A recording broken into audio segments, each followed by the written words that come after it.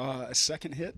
He drove in a run and he dominated on the mound. That's a team that he's had trouble with, being honest. That's like how much effort he puts into preparing for every start, how much studying he does to come up with new ways to attack guys that have done well against him. And I think he mixed it up well today. He threw the ball very well, and to get through the complete game for us, it was a big lift for what we've been through for the last number of days.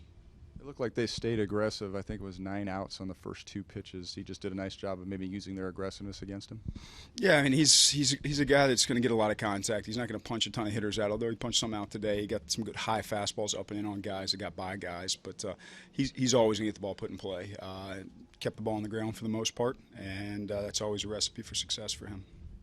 Putting aside what you needed to save your bullpen today, how nice was it to see him complete that game? That's his first one since his surgery.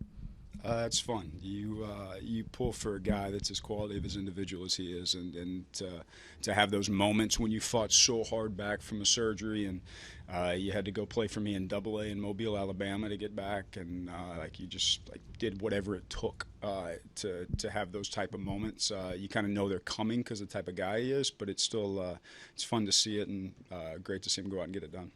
Andy, also nice to lean on your veteran after a couple, 5 tough losses, and given, again, the way the last 2 went with how much the bullpen had to go. Yeah, I think probably anybody asks, he's probably our unquestioned leader on the team at this point in time. And guys respond well to him, and he's not rah-rah or in-your-face type guy, but he does everything right. And to have that modeled for the rest of our pitching staff, it's a great guy to have, and to see him succeed like that today, and for us to put some runs on the board to score for him and give him an opportunity to complete the game, I thought it was outstanding.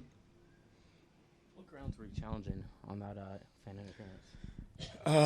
It's the way the rule's written, you're probably got no chance in the world of getting it overturned at that point in time. I have kind of a problem with it being called on the field as it was called, because Chris Hollings isn't even looking up at the baseball. He's trying not to run into the wall.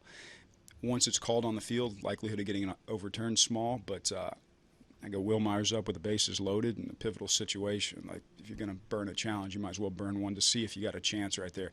Kind of hoping that they deem it uncatchable because he doesn't look up. I mean, how many guys have you seen catch baseballs with their glove down by their side and their head looking at the wall? I haven't seen a lot of them. So, I mean, you're hoping reason would win out. I think the letter of the law won out, and I don't think that was right in that instance.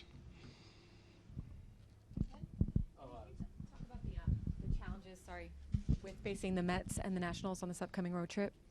I mean, we're getting kind of the 3 best pitchers the Mets have in their rotation. We're going to have to put some runs on the board there.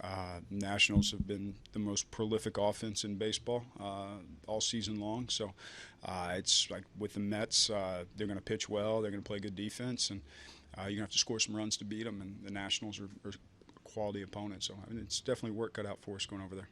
You had the home run to lead off the 5th, and then bunch some hits together. How nice was it to kind of see that happen?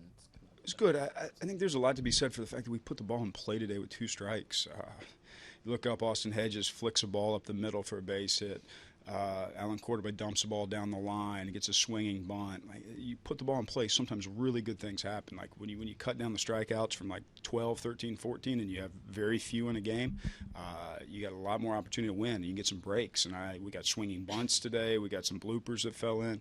It hasn't been the case, but I think you kind of make your own luck. You just haven't put the ball in play in certain situations. So when we strung those hits together, it was good. Would have loved to see Will get a crack to drive in a few more in that situation, but I thought overall it was a well-fought victory.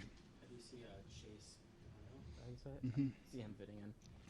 He'll get opportunity to play. He's bounced around the diamond fairly consistently. I didn't play too much in Boston. Saw him last year in Atlanta. He's a very good athlete. Moves around the field very well. Steals some bases. Kind of sprays the ball around the yard. Contact-oriented guy, but can cause some havoc with his speed on the bases. So he's going to get some opportunity. See him at all over the diamond. And Andy goes on the MRIs. I don't have anything at this point in time. Andy, is there any extra value for a win like today with the off day and a young team, given the way these last 5 games have gone?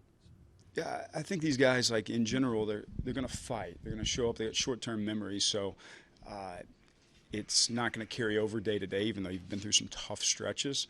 I think the off day is more enjoyable when you're coming off a win. It's just the simple facts. A flight's more enjoyable when you're coming off a win. I think that goes for every team in baseball. So when you're about to fly 4.5 hours across the country and have a day off in New York, nice coming off a win.